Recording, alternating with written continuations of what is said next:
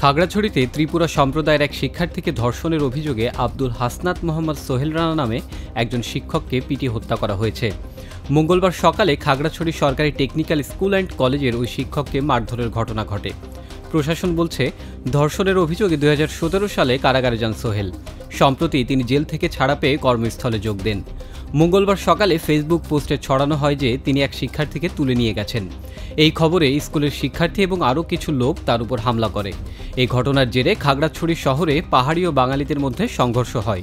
এতে অন্তত 20 জন আহত হন। পরিস্থিতি নিয়ন্ত্রণে রাখতে খাগড়াছড়ি পৌরসভা ও সদর উপজেলায় 144 ধারা জারি করা হয়েছে। সুনামগঞ্জের ধর্মপাশা উপজেলার একটি আশ্রয়ণ প্রকল্পে আগুনে পুড়ে একই পরিবারের 6 জনের মৃত্যু হয়েছে। মঙ্গলবার ভোররাতে এই ঘটনা ঘটে। পুলিশ বলছে, উপজেলার জয়শ্রী ইউনিয়নের একটি আশ্রয়ণ প্রকল্পে এমারুল মিয়া নামে একজনের ঘরে আগুন দেখতে পেয়ে আশেপাশের লোকজন ছুটে আসেন। তারা আগুন নেভানোর চেষ্টা করেন। দগ্ধদের উদ্ধার করে হাসপাতালে নেওয়া হলেও তাদের বাঁচানো যায়নি। নিহতরা হলেন এমারুল মিয়া ও তার স্ত্রী পলি এবং তাদের 3 ছেলে 1 মেয়ে। নিহত 4 সন্তানী শিশু। গাজীপুরের বাইপাস চন্দনা এলাকায় 3 মাসের বকেয়া বেতনের দাবিতে ঢাকা ময়মনসিংহ মহাসড়ক অবরোধ করে বিক্ষোভ করেছেন এপিএল অ্যাপারেলস কারখানার শ্রমিকরা। এতে তীব্র যানজট সৃষ্টি হয় ওই এলাকায়।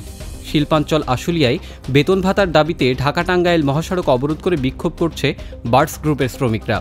সোমবার সারাদিনব্যাপী তারা মহাসড়ক অবরোধ করে রাখেন, যা অব্যাহত থাকে পরদিনও। এতে ভোগান্তি পোহাতে হয় যাত্রীদের। 24 ঘন্টার বেশি সময় যানজটে আটকে থাকায় ক্ষুব্ধ হয়ে পোশাক শ্রমিকদের উপর চড়াও হন পরিবহন শ্রমিকরা।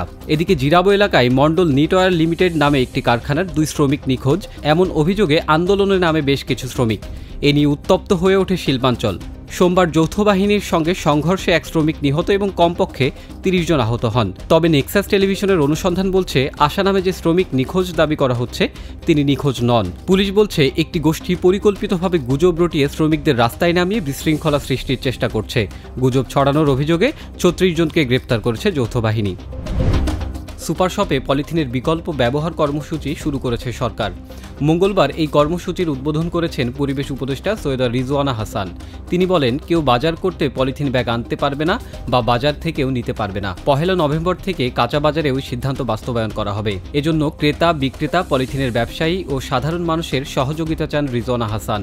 তিনি বলেন, পলিথিন ব্যাগের বিকল্প হিসেবে পাটের তৈরি ব্যাগের উৎপাদন বাড়ানো হবে। এর মধ্য দিয়ে সুদিন ফিরবে পাট শিল্পের। মাত্র 146 রান তুলে শেষ হয়েছে বাংলাদেশের দ্বিতীয় ইনিংস। কানপুর টেস্টের শেষ দিনে জয়ের জন্য ভারতের দরকার ছিল মাত্র 95 রান। সেটি তারা অনায়াসে তুলে নিল 3 উইকেট হারিয়ে। 7 উইকেটে বাংলাদেশকে হারালো রোহিতের দল।